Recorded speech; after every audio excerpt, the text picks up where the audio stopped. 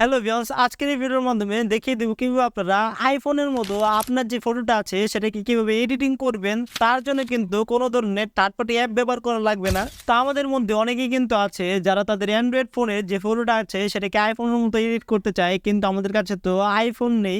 তো আজকে আমি এই ভিডিওর মাধ্যমে দেখিয়ে দিব কিভাবে আপনারা অ্যান্ড্রয়েড দিয়ে আপনাদের আইফোনের মতো এই ফটোগুলিকে এডিট করতে পারেন খুব সহজে। Let's begin. সরাসরি ফোনের স্ক্রিনে গিয়ে এই প্রসেসটা দেখি।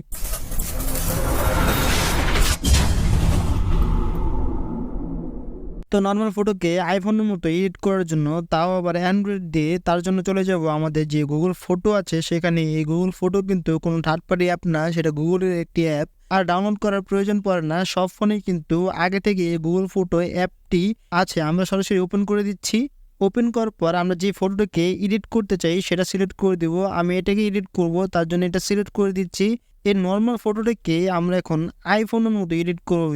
তার জন্য এডিটে চলে যাব এবং একটু স্ক্রল করে ডানে চলে যাব। তারপর এখান থেকে অ্যাডজাস্টে টাচ করব, এখান থেকে ব্রাইটনেসে টাচ করব। ব্রাইটনেসটা আমরা এখান থেকে 30 করে দিচ্ছি এবং তারপর কন্ট্রাস্টে টাচ করব। কন্ট্রাস্টটা আমরা এখান থেকে একটু বাড়িয়ে দিব। এখানে বাড়িয়ে দেওয়ার পর এইচডি ইফেক্টে টাচ করব।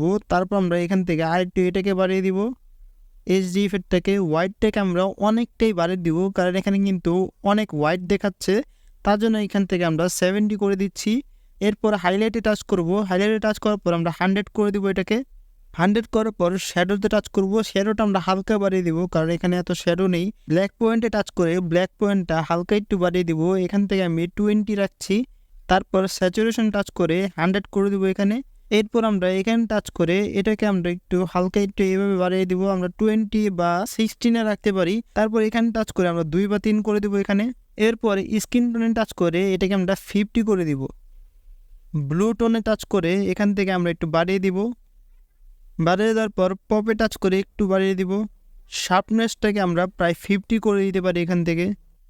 তারপর এখান থেকে ডানে টাচ করব। এখান থেকে আমরা ফিল্টার্সে টাচ করব।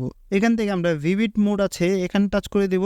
আইফোনের যে ভিভিড মোডটা আছে সেরকম এখানে কিন্তু একটি ভিভিড মোড আছে। এটাকে আমরা টাচ করে দিয়ে চলে যাব আবার বামে স্ক্রল করে। তারপর টুলসে গিয়ে আমরা স্কাইতে টাচ করব এবং এটাকে আমরা একটু বাড়িয়ে দিব।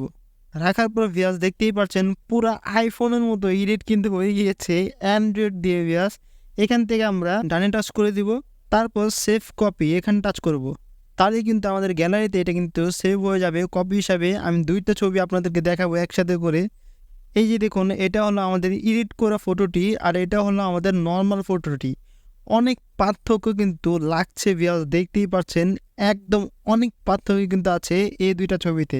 তো এইভাবে কিন্তু আপনার ভিউয়ার্স খুব সহজে আপনার যে গুগল ফটো আছে সেটার মাধ্যমে খুব সহজে আইফোনের মতো এডিটিং করতে পারেন ফটোকে। তো এই ছিল আমাদের আজকের টিউটোরিয়াল। ভিডিও কেমন লাগলো কমেন্ট অবশ্যই প্লিজ জানিয়ে দিবেন। চ্যানেল সাবস্ক্রাইব করতে ভুলবেন না, আর ভিডিওতে একটি লাইক করে দিবেন। আর এরকম নতুন নতুন এডিটিং টিউটোরিয়াল পাওয়ার জন্য আমাদের বেল আইকনটি টাচ করতে ভুলবেন না।